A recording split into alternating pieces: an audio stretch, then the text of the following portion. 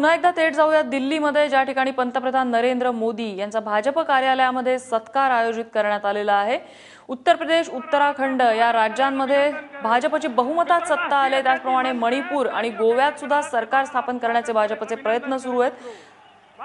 आणि या विजयानिमित्त आज पंतप्रधान नरेंद्र मोदी यांचा सत्कार दिल्लीमध्ये भाजप कार्यालयात आयोजित करण्यात आला आहे। पंतप्रधान नरेंद्र मोदी यांचा या ठिकाणी आगमन झालेलं आहे आणि या सत्कार सोहळ्यानंतर ते कार्यकर्त्यांना संबोधित देखील करणार आहेत। भाजपाध्यक्ष अमित शहा, केंद्रीय मंत्री राजनाथ सिंग, व्यंकय्या नायडू हे देखील या ठिकाणी व्यासपीठावर उपस्थित आहेत आणि कार्यकर्त्यांमधला उत्साह अगदी ओसंडून वाहतोय। मित्रों, भारत माता की। मित्रों, अब अपनी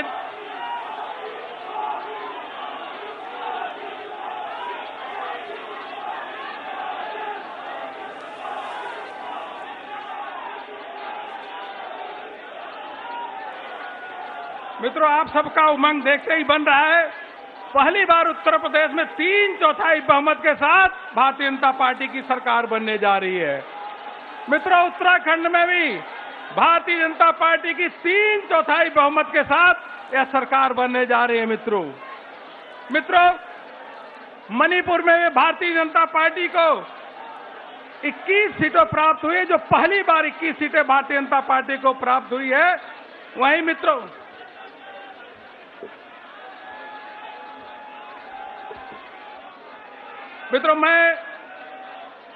हम अपने राष्ट्रीय अध्यक्ष श्री अमित भाई शाह, जिनके नेतृत्व में, संगठन के नेतृत्व में हम लोग काम कर रहे हैं, मैं राष्ट्रीय अध्यक्ष जी से निवेदन करता हूं कि माननीय प्रधानमंत्री जी का पुष्प गुच्छ दे करके अभिनंदन करें। मित्रों, स्वागत करें। मैं राष्ट्रीय अध्यक्ष श्री अमित भाई शाह से निवेदन करता हूं।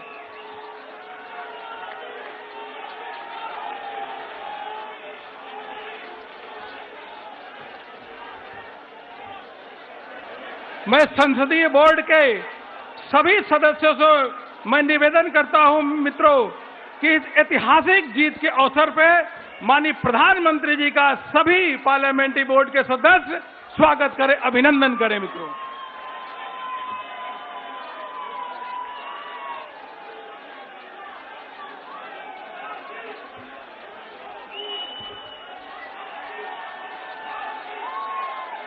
तालियों के गड़गड़ाहट के साथ मित्रों आप स्वागत, अभिनंदन आप भी कर सकते हैं, तेजी तालियों के गड़गड़ाहट के साथ।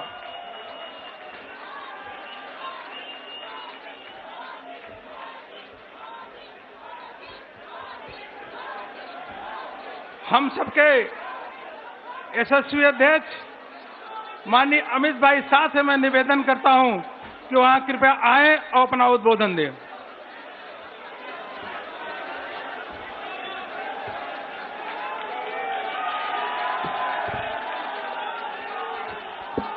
भारत माता की, भारत माता की। मंच पर उपस्थित भैया, बस अब भारत माता की। मंच पर उपस्थित आजादी के बाद देश में गरीब कल्याण के लिए न केवल भाषण, नीचे तक अपने कर्तृत्व से गरीब कल्याण की भावना को पहुंचाने में सफल रहे सर्वाधिक लोकप्रिय प्रधानमंत्री श्रीमान नरेंद्र मोदी जी, मंच पर उपस्थित भारतीय जनता पार्टी के पार्लियामेंट्री बोर्ड के सभी सदस्यगण और आज भारतीय जनता पार्टी के मुख्यालय पर आए हुए, इतनी बड़ी संख्या में आए हुए प्यारे भाइयों बहनों और कार्यकर्ता मित्रों, सबसे पहले मैं आप सभी के माध्यम से देश भर के लोगों को होली की बहुत बहुत शुभकामनाएं देना चाहता हूं मित्रों। और ये होली देश और भारतीय जनता पार्टी दोनों के लिए एक अनोखा रंग लेकर ये होली आई है मित्रों। अभी जो 5 राज्यों के चुनाव हुए हैं, वो 5 राज्यों में 5 राज्यों की जनता ने 2014 में जो ऐतिहासिक परिवर्तन हुआ था, इससे भी ज्यादा बढ़ चढ़कर भारतीय जनता पार्टी का समर्थन कर प्रधानमंत्री जी के काम पर अपनी मुहर लगाई। मित्रों, सबसे पहले उत्तर प्रदेश एक बहुत लंबे समय के बाद उत्तर प्रदेश में 3/4 बहुमत से भारतीय जनता पार्टी की सरकार बनने जा रही है। मित्रों, उत्तर प्रदेश की जीत हर प्रकार से अप्रत्याशित कही जाए ऐसी जीत है। इसके साथ साथ उत्तराखंड में भी इतने ही प्रचंड बहुमत के साथ भारतीय जनता पार्टी की सरकार बनने जा रही है। मित्रों, उत्तराखंड में भी 3/4 बहुमत के साथ भारतीय जनता पार्टी सरकार बनाने जा रही है। मणिपुर और गोवा दोनों जगह वहां की जनता ने भारतीय जनता पार्टी का बहुत अच्छा समर्थन किया है और इसके साथ साथ हमारा प्रदर्शन भी बहुत अच्छा रहा है। मित्रों, ये 5 राज्यों के जो चुनाव हुए हैं, वो चुनाव एक प्रकार से मेरे दृष्टि से देखे तो 2014 के ऐतिहासिक मैंडेट से भी 2 कदम पार्टी को आगे ले जाने वाले चुनाव। 2014 में जब मोदी जी ने देश का प्रधानमंत्री के नाते नेतृत्व करना शुरू किया, उस वक्त पूरे देश में अनिश्चितताओं का माहौल था। सरकार पॉलिसी पैरालिसिस से घिरी हुई थी और हर जगह पे अनिश्चितता और आशंका का माहौल था। ये 2014 से 2017 की नरेंद्र मोदी की भारतीय जनता पार्टी की यात्रा का इतिहास देश के आजादी के इतिहास में स्वर्णिम अक्षरों से लिखा जाने वाला इतिहास है। जब प्रधानमंत्री जी को एनडीए के सारे संसद सभ्यों ने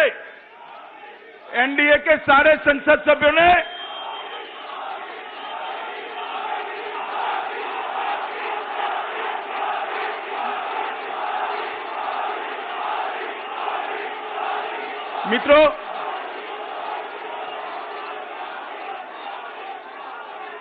प्रधानमंत्री जी को जब एनडीए के सारे संसद सभ्यों ने नेता चुना, उस वक्त संसद के भवन में प्रधानमंत्री जी ने एक ऐतिहासिक भाषण दिया था कि भारतीय जनता पार्टी की जो सरकार बनी है, वो सरकार गरीबों की सरकार है, पिछड़ों की सरकार है, दलितों की सरकार है, आदिवासी और किसानों की सरकार है।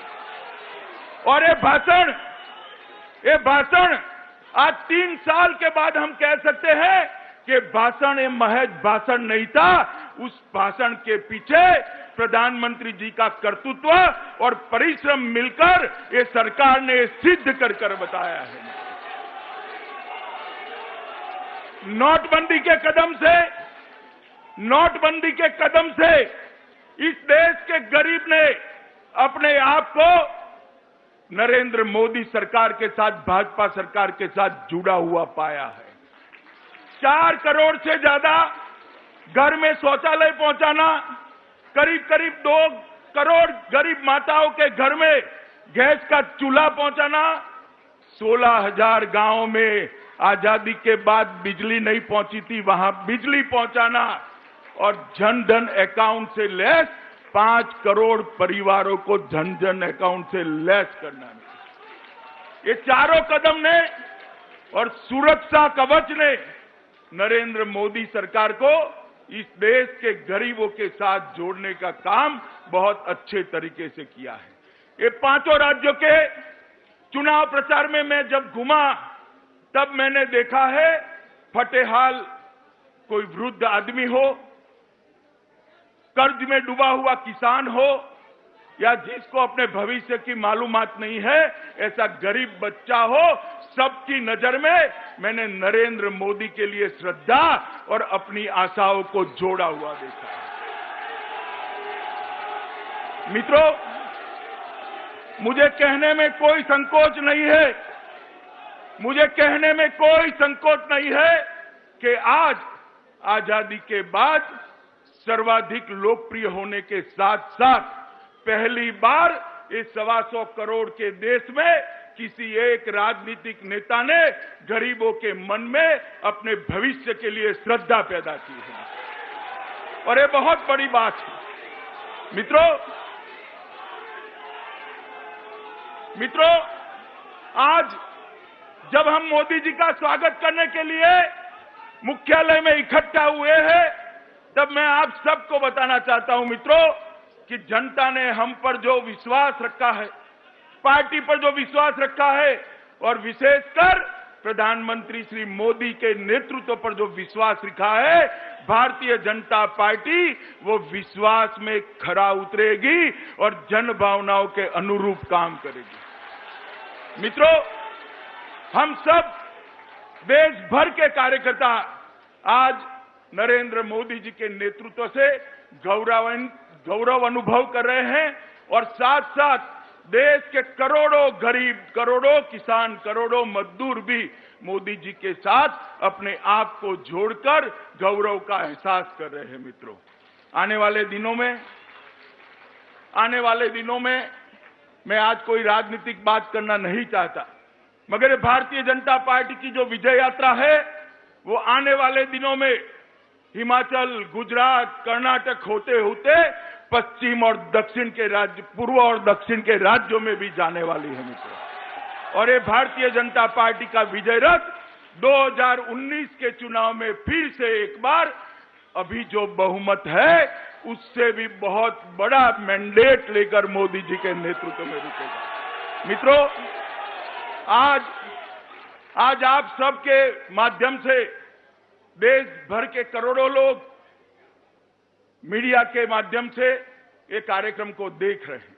मैं मोदी जी को इतना ही कहना चाहता हूं कि मोदी जी, हम सभी कार्यकर्ताओं ने ये 5 राज्यों में जहां जहां गए, जहां जहां लोगों के बीच में गए, मिले, सबके मन में आपके लिए आपके कर्तृत्व और आपके दिल में जो गरीबों के लिए अनुकंपा है, इसके कारण एक अनन्य श्रद्धा का भाव देखा है और वो श्रद्धा देश और भारतीय जनता पार्टी के लिए बहुत बड़ी पूंजी है। मित्रों, आज भारतीय जनता पार्टी के इतिहास में एक सबसे बड़ा, राज्यों के चुनाव में सबसे बड़ा विजय भारतीय जनता पार्टी को ये 5 राज्यों की जनता ने दिया है। विशेषकर उत्तर प्रदेश और उत्तराखंड की जनता ने दिया है। हम सब साथ में मिलकर ये विजय के नायक हमारे देश के प्रधानमंत्री श्रीमान नरेंद्र मोदी का बहुत भावपूर्वक यहां पर स्वागत करने के लिए इकट्ठा हुए हैं। और मुझे मालूम है कि अभी 2 साल बाकी है, 2 साल बाकी है। 2 साल में बाकी सारा काम भी मोदी जी के नेतृत्व में समाप्त कर फिर से एक बार 2019 में बहुत बड़े बहुमत के साथ भारतीय जनता पार्टी विजयी होगी। मैं आप सबकी ओर से प्रधानमंत्री श्रीमान नरेंद्र मोदी जी को निवेदन करता हूं कि आइए 5 राज्यों की जनता और देश को संबोधित करिए। धन्यवाद।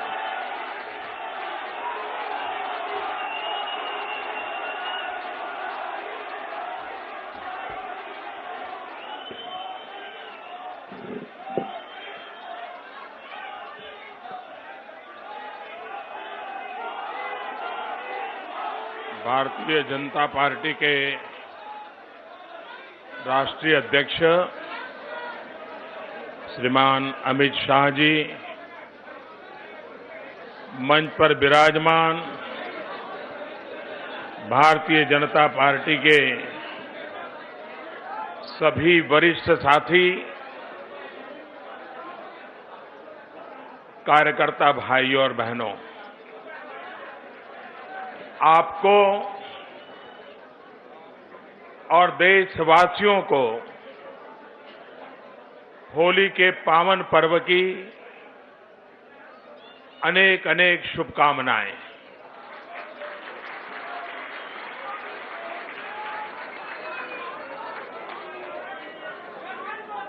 भारत में हर त्योहार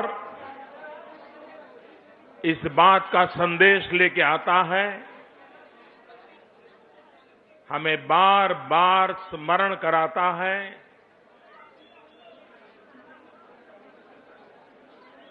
चाहे व्यक्ति के जीवन में हो, समाज के जीवन में हो, राष्ट्र के जीवन में हो, बुराइयों को परास्त करते हुए अच्छाइयों पर बल देते हुए आगे बढ़ने की सीख हमारे हर उत्सव हमें देते हैं। ये होली का पावन पर्व भी हमारे भीतर अगर कोई कमियां हैं, समाज जीवन में अगर कोई कमियां हैं, राष्ट्र जीवन में अगर कोई कमियां हैं, उन्हें परास्त करते हुए आगे बढ़ने का संकल्प रहते रहना चाहिए। हर त्योहार में इस संकल्प को दोहराना चाहिए और होली का पावन पर्व भी हम सबको वो शक्ति दे, 125 करोड़ देशवासियों को शक्ति दे, ताकि हम अच्छाइयों को लेकर के मानव जात के कल्याण के काम के लिए आगे बढ़ते चले।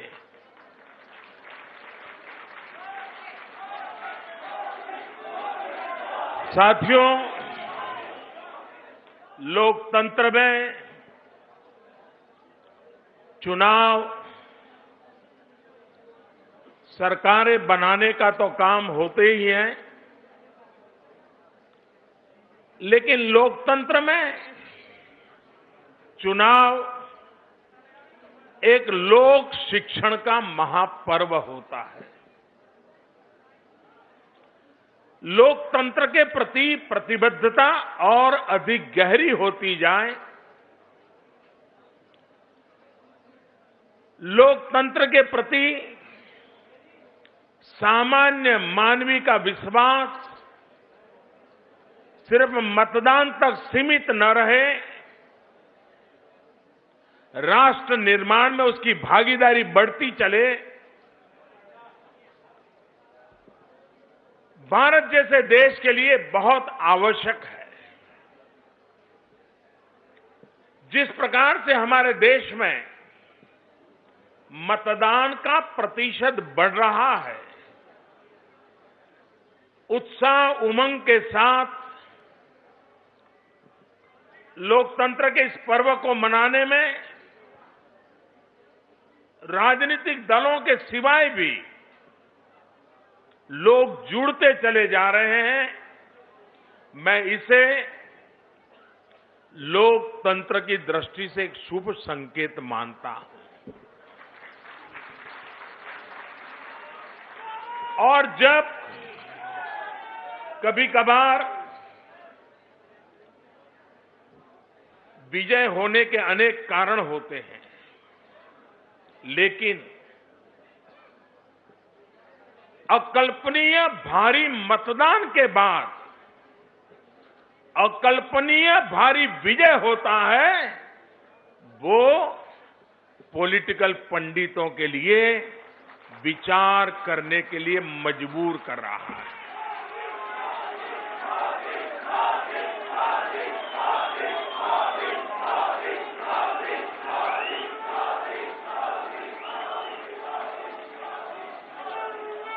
मैं कल भी कुछ पॉलिटिकल पंडितों को सुन रहा था, आज भी मैं कुछ पढ़ रहा था।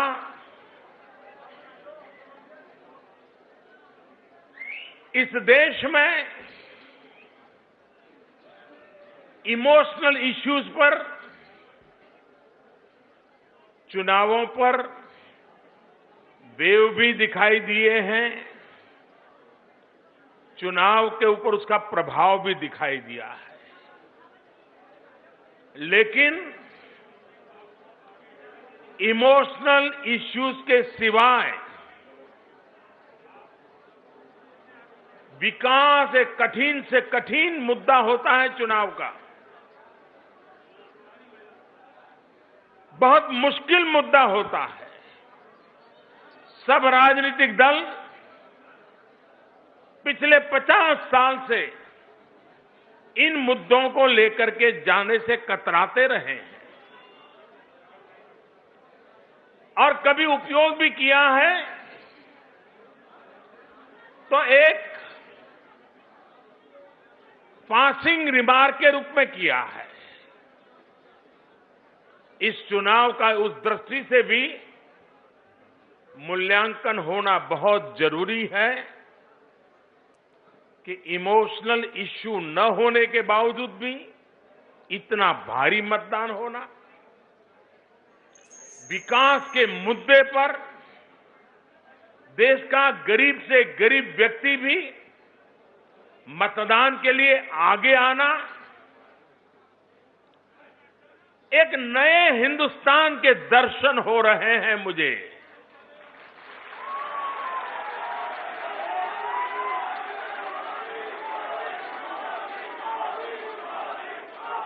और मैं इन 5 राज्यों के चुनाव को और विशेषकर उसमें उत्तर प्रदेश, जो कि भारत को दिशा देने की, ताकत देने की, प्रेरणा देने की सर्वाधिक क्षमता रखता है, इतना बड़ा प्रदेश है, वहां जब चुनाव के नतीजे आए हैं तब इन 5 राज्यों के चुनाव को नए हिंदुस्तान की एक नई नींव के रूप में मैं देख रहा हूं।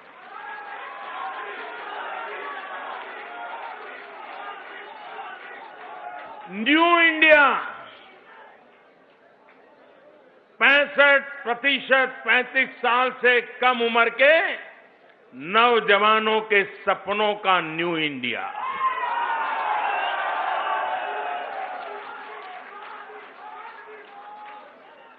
अभूतपूर्व रूप से जागरूक महिला समूहों का सपनों का न्यू इंडिया। ऐसा न्यू इंडिया जो देश के गरीबों में कुछ पाने की इच्छा के बजाय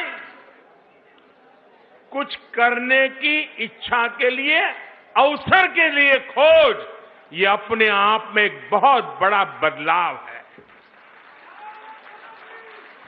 देश का गरीब भी आप कुछ दे दो,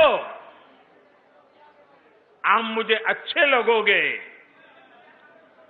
इस मानसिकता को छोड़ चुका है। गरीब कहता है मैं अपने बलबूते पर आगे जाना चाहता हूं, आप मेरे लिए अवसर उपलब्ध करा दीजिए, मेहनत मैं करूंगा।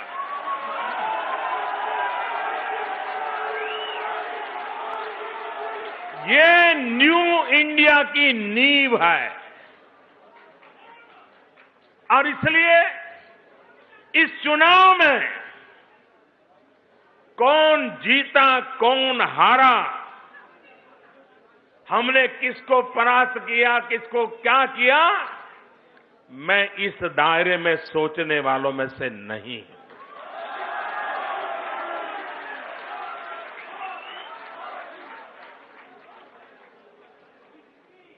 चुनाव विजय भारतीय जनता पार्टी के लिए जनता जनार्दन का एक पवित्र आदेश होता है, आदेश। और मैं आदेश पर बल देता हूं और हमें उस आदेश को पूर्ण करने के लिए ईश्वर ने हमें जितनी क्षमता दी है उसका पूरा उपयोग करते हुए निरंतर कोशिश करते रहना चाहिए ताकि हम जनता जनार्दन की आशा आकांक्षाओं को पूर्ण करने में अपने आप को करके दिखाने की दिशा में सफल पाए।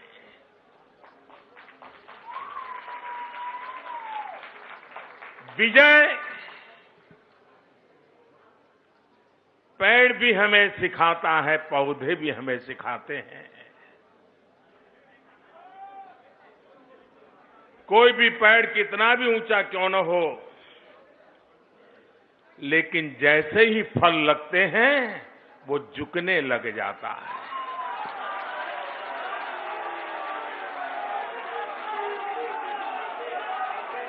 प्रकृति हमें प्रेरणा देती है।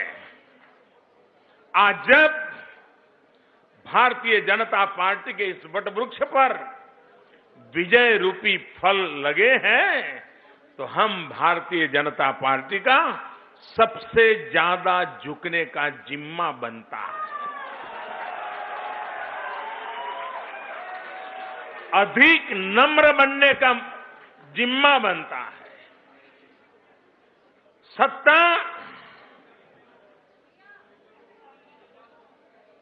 ये पद की शोभा का हिस्सा नहीं होती है। सत्ता सेवा करने का एक अवसर होती है। इस बात को लेकर हमें चलना है। हमने कई बार विजय प्राप्त किए हैं। 4-4 पीढ़ियां इस काम के लिए खप गई है। अटल जी, अडवाणी जी, कुशाभाऊ, जना कृष्ण मूर्ति जी, अनगिनत लोग जिन्होंने अपने जीवन को, अपनी जवानी को, इस विचार को बीज के रूप में हिंदुस्तान के कोने कोने में बोने के लिए अपना पसीना बहाया है, तब जाकर के वटवृक्ष बना।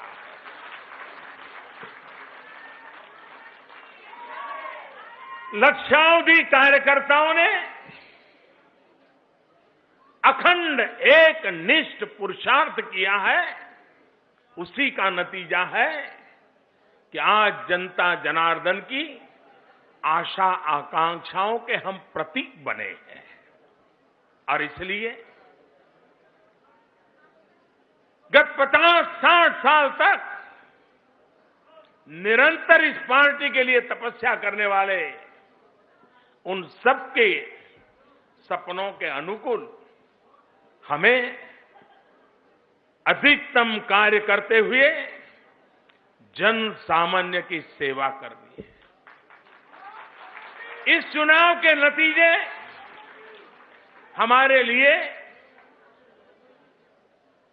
एक इमोशनल इश्यू भी है। इसलिए है कि यह वर्ष पंडित दीनदयाल उपाध्याय जी की जन्मशती का वर्ष है। और पंडित दीनदयाल उपाध्याय उत्तर प्रदेश भी कभी उनकी कर्मभूमि रहा था। ऐसे महापुरुष की जन्मशती के समय इतने बड़े आशीर्वाद हमें दीनदयाल जी का अंत्योदय का जो आदेश है, चिंतन है, गरीबों का कल्याण,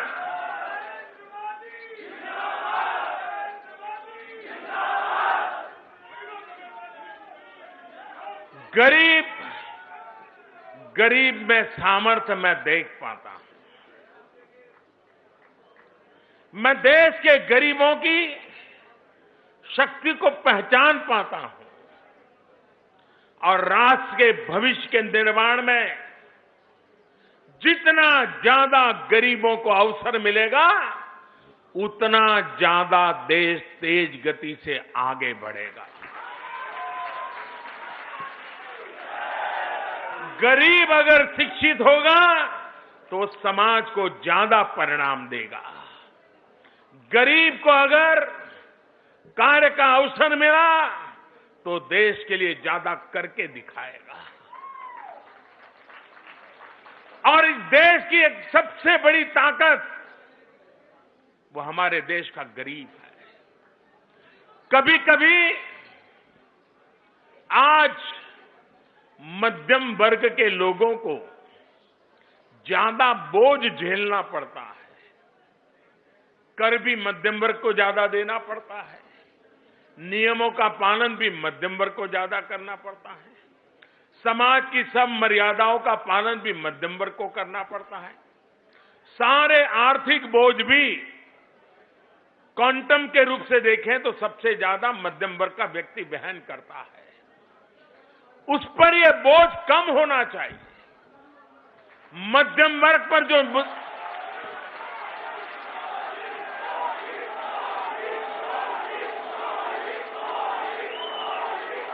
ये मध्यम वर्ग पर जो बोझ रहता है और उसके कारण उसके पास क्षमता भी है, तेज गति से जाने के लिए उसको किसी की मदद जरूरत नहीं है। सिर्फ वो इतना ही चाहता है कि रुकावटें दूर हो, वो दौड़ करके कुछ करने के लिए क्षमता रखता है।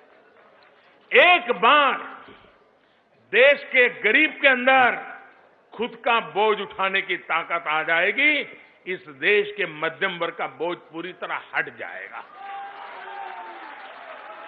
अर्थशास्त्र के इस रूप को मैं न्यू इंडिया में अनुभव कर रहा हूं। और एक बार देश के गरीब की ताकत, देश के मध्यम वर्ग के सपने, इनको अगर मिला लें तो इस देश को दुनिया में नई ऊंचाइयों पर ले जाने से कोई रोक नहीं सकता। और इसलिए भाइयों बहनों, जितने भी चुनाव हुए हमारे देश में, लगातार भारतीय जनता पार्टी का समर्थन बढ़ता गया है। विजय यात्रा लगातार आगे चल रही है। हिंदुस्तान के हर क्षेत्र में भारतीय जनता पार्टी ने पहले से अच्छा करके दिखाया है। और इसलिए हमारी पार्टी के राष्ट्रीय अध्यक्ष श्रीमान अमित शाह जी और उनके साथ संगठन का कार्य संभालने वाली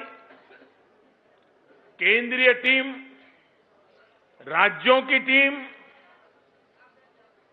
लक्षावधि कार्यकर्ता इस विजय यात्रा के यश भागी हैं। उनको बहुत बहुत बधाई देते हैं।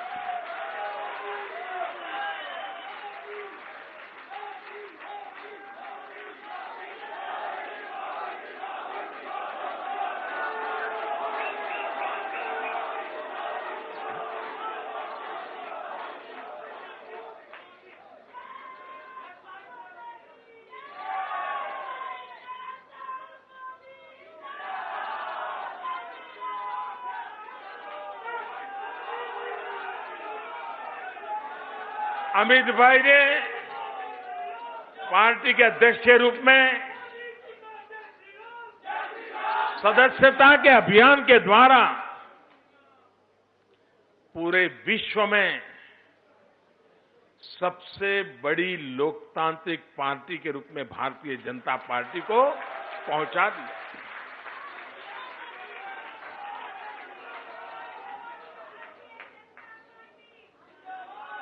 चुनाव जीतना एक बात है, लेकिन लोकतांत्रिक ढंग से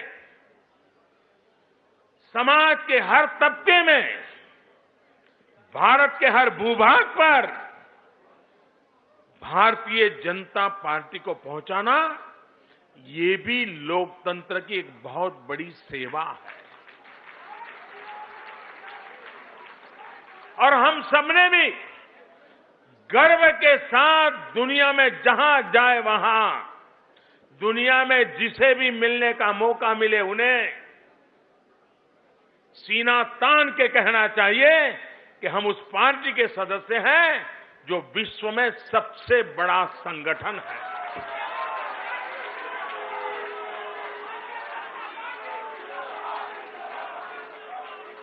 जनसंघ कहो, भारतीय जनता पार्टी कहो, उसकी पूरी विजय यात्रा में सबसे अधिक जनसंख्या की सेवा करने का आज अवसर भारतीय जनता पार्टी को उपलब्ध हुआ है। केंद्र के द्वारा भी, राज्यों के द्वारा भी और स्थानीय स्वराज निकायों के द्वारा भी ये अपने आप में भारतीय जनता पार्टी की विजय यात्रा के इतिहास में एक स्वर्णिम समय है। ये स्वर्णिम समय है और इस स्वर्णिम समय को अचानक प्राप्त नहीं हुआ है। हालात के कारण अचानक नहीं मिल गया है। कठोर परिश्रम से, त्याग, तपस्या से, सार्वजनिक जीवन की मर्यादाओं का पालन करते हुए लक्षावधि लोगों ने 4-4 पीढ़ी तक अखंड एक निष्ठ पुरुषार्थ करके आज यहां हम पहुंचे हैं। हम लोगों को सौगात में कभी कुछ नहीं मिला और हमें इसका गीला शिकवा भी नहीं है, क्योंकि हम समाज के लिए कुछ करना चाहते हैं, देश के लिए कुछ करना चाहते हैं, इस संकल्प के साथ निकले हुए लोग हैं। भाइयों बहनों, देश के सामने चुनाव केंद्रित सपनों की वर्षा हमने बहुत देखी है। हम 125 करोड़ देशवासियों को साथ लेकर के न्यू इंडिया को सफलतापूर्वक आगे बढ़ाना चाहते हैं। एक पहला मुकाम हमारे सामने है 2022। मैं चुनाव के हिसाब किताब से चलने वाला इंसान नहीं हूं, आप पहले से मैं कहता हूं। मेरे दिमाग में 125 करोड़ हिंदुस्तानियों का हिंदुस्तान है, 125 करोड़ देशवासी।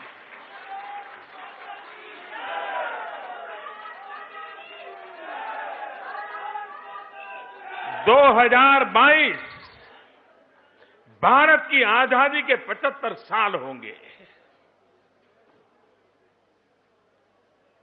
75 साल में जो भी यात्रा चली है, जिस रूप में चली है, जिसको भी सेवा करने का मौका मिला, हर किसी ने अपने अपने तरीके से की है और हम इस बात को कभी नकारते भी नहीं है।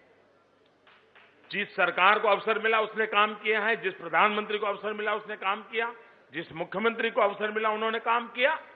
हर एक के काम को हम स्वीकार करते हैं, आदर करते हैं। लेकिन 2022 भारत की आजादी के 75 साल, हमारे पास 5 साल का वक्त है। अगर 125 करोड़ देशवासी 5 साल अपने व्यक्तिगत जीवन में एक संकल्प हर वर्ष, संगठन के जीवन में हर वर्ष एक नया संकल्प, जिस इकाई में काम करते हैं उस इकाई में एक नया संकल्प, 2022 तक उसको पूरा करके रहेंगे। अगर देश में ये मूड बन जाए तो ये देश पीछे नहीं रहेगा, मैं विश्वास दिलाता हूं।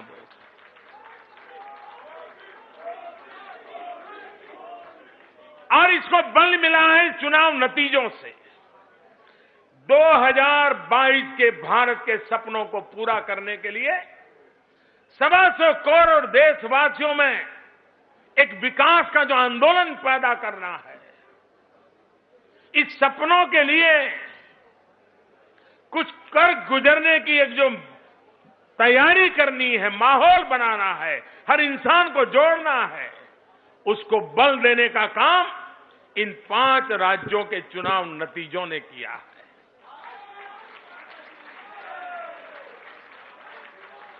और इसलिए भाइयों बहनों, मैं सबसे पहले इन 5 राज्यों के मतदाताओं का हृदयपूर्वक बहुत बहुत अभिनंदन करता हूं और मैं इन 5 राज्यों के मतदाताओं को विश्वास दिलाता हूं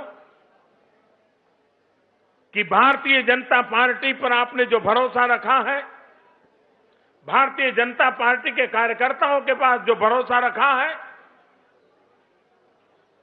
मैं आपको विश्वास दिलाता हूं, वो ऐसे ऐसे चेहरे चुन करके आए हैं जिनको शायद कभी किसी ने टीवी पर भी देखा नहीं होगा। ऐसे ऐसे चेहरे चुन करके आपने भेजे हैं जो कभी अखबार की लकीरों में भी कभी उनको स्थान मिला है कि नहीं मिला है मैं नहीं जानता, लेकिन उसके बावजूद भी आपने भरोसा रखा है। हो सकता है हमारे लोगों का अनुभव कम होगा, हो सकता है हमारी पहचान व्यापक नहीं होगी, लेकिन इन 5 राज्यों को मैं भरोसा देता हूं कि हमारे ये साथी आपकी आशा आकांक्षाओं को पूर्ण करने में कोई कमी नहीं रखेंगे।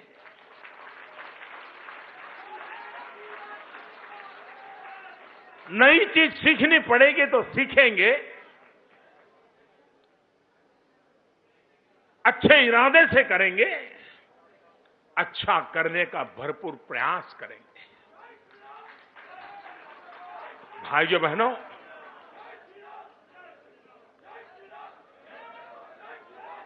आज हम जिन सपनों को लेकर के चल रहे हैं, तब मैं आज फिर एक बार स्मरण दिलाना चाहता हूं। इसी 11 अशोका रोड पर 2014 में यही वरिष्ठ टीम मंच पर बैठी थी और भारतीय जनता पार्टी का संकल्प पत्र, जो पॉलिटिकल फील्ड में घोषणा पत्र कहते हैं, भारतीय जनता पार्टी उसे संकल्प पत्र मानती है। उसका जब देश की जनता के सामने प्रस्तुत करने का अवसर था, उस दिन मैंने एक बात कही थी।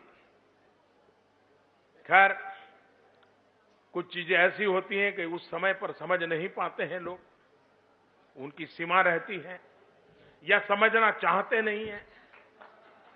तो मैंने उस दिन जो कहा था उसको बहुत गलत अर्थ में लिया गया था और इतना गलत कर दिया गया था कि कोई दोबारा बोलने की हिम्मत ना करे। लेकिन आज जब सरकार को 2.5 साल से ज्यादा समय हो गया है, एक प्रकार से 5 साल के कार्यकाल के बीच पड़ाव पर हम खड़े हैं, तब मैं 125 करोड़ देशवासियों के सामने मेरी ही उस बात को दोहराने की हिम्मत करता हूं।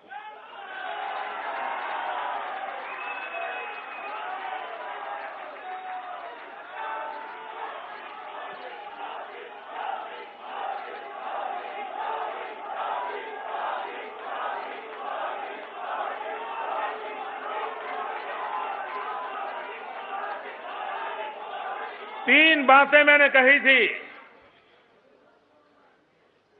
और उसमें से गलत करने का कोई कारण नहीं था, लेकिन करने वालों ने किया था। एक मैंने कहा था कि हम नए हैं, हमारा अनुभव भी कम था क्योंकि कभी संसद भी के सदस्य भी नहीं रहे थे। लेकिन संकल्प पत्र रखते समय मैंने कहा था कि हम मनुष्य कोई भी है, गलती कर सकता है। तो मैंने कहा था हमसे गलती हो सकती है, लेकिन गलत इरादे से कोई काम नहीं करेंगे।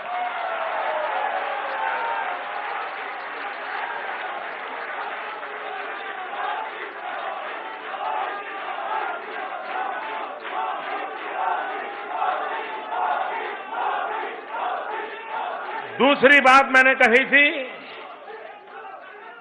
हम परिश्रम की पराकाष्ठा करेंगे। परिश्रम की पराकाष्ठा करेंगे, ये मैंने दूसरा देश को वादा किया था। और तीसरा मैंने कहा था, हम जो कुछ भी करेंगे प्रामाणिकता के साथ करेंगे।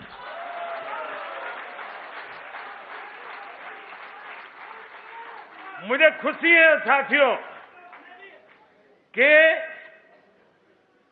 ये एक ऐसा प्रधानमंत्री है जिस पर ये पूछा जाता है कि इतना काम क्यों करते हो,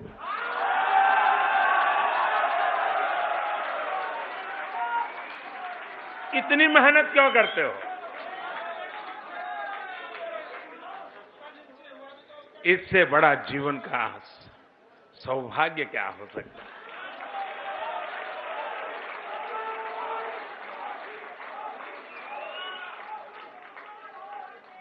मैं फिर एक बार पांचों राज्यों के मतदाताओं को, वहां के नागरिकों को हृदय से बहुत बहुत धन्यवाद करता हूं हम पर विश्वास रखने के लिए। और ये बात मैं कहना चाहूंगा कि लोकतंत्र में सरकार बनती है बहुमत से, लेकिन चलती है सर्वमत से।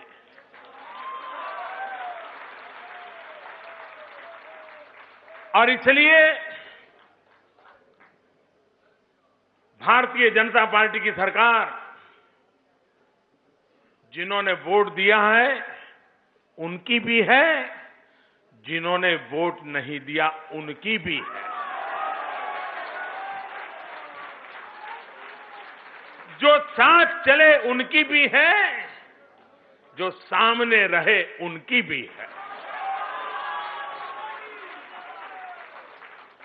सरकार को कोई भेदभाव करने का हक नहीं है और न ही भारतीय जनता पार्टी ऐसे किसी हक को स्वीकार करती है।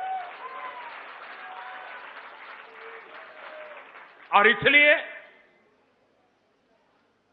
वोट दिया न दिया वो चुनाव नतीजों तक ठीक है, उसके बाद उत्तर प्रदेश है तो सब पे सब उत्तर प्रदेश की वो सरकार है, वो सरकार सब उत्तर प्रदेश वासियों के लिए। मणिपुर की सरकार है, गोवा की सरकार है, पंजाब की सरकार है, उत्तराखंड की सरकार है। सरकार सबकी होती है, सबके लिए होती है और सबको साथ लेकर के चलने के लिए होती है। इस पवित्र विचार को लेकर के ही हम काम करते आए हैं, काम करते रहेंगे और हम जितने नए अवसर मिलेंगे, हर नए अवसर में न्यू इंडिया बनाने के लिए, नए हिंदुस्तान को बनाने के लिए, न्यू हिंदुस्तान के लिए कोई कसर नहीं छोड़ेंगे। ये मैं देशवासियों को विश्वास देता हूं। फिर एक बार आप इतनी बड़ी संख्या में आए, विजयश्री के बाद देशवासियों को मेरे भाव व्यक्त करने का आपने अवसर दिया, मैं आपका बहुत बहुत आभारी हूं। फिर एक बार अमित शाह उनकी टीम को हृदय से बहुत बहुत अभिनंदन। मेरे साथ बोले भारत माता की, भारत माता की, भारत माता की, भारत माता की, भारत माता की, भारत माता की, भारत माता की।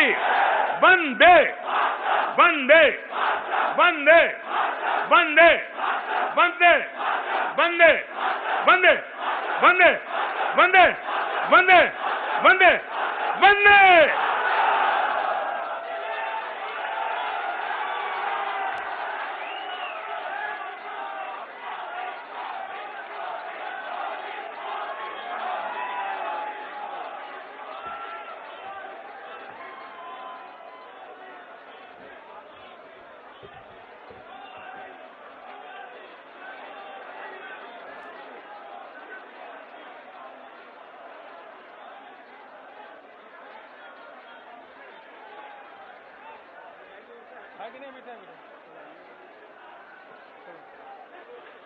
आप सभी कार्यकर्ताओं को बहुत बहुत धन्यवाद मित्रों। गरीब जनता आणि मध्यम वर्ग एकत्र आला तर विकास हा सहज शक्य आहे असं देखील पंतप्रधानांनी म्हटलेलं आहे आणि त्यासोबतच एक्झिट पोलवरनं काही राजकीय विश्लेषकांना त्यांनी कोपरखळ्या टोले देखील लगावले आहेत. आपण केवळ भावनेच्या मुद्द्यावर नव्हे तर विकासाच्या मुद्द्यावर हा विजय मिळवलेला असं देखील त्यांनी ठासून सांगितलेलं आहे. जनतेची स्वप्न पूर्ण करण्यासाठी आपण अहोरात्र मेहनत करू, कठोर मेहनत करू अशी देखील ग्वाही त्यांनी यावेळी दिलेली आहे. मिठाई लेकर के जाएंगे, मुंह मीठा करके जाएंगे.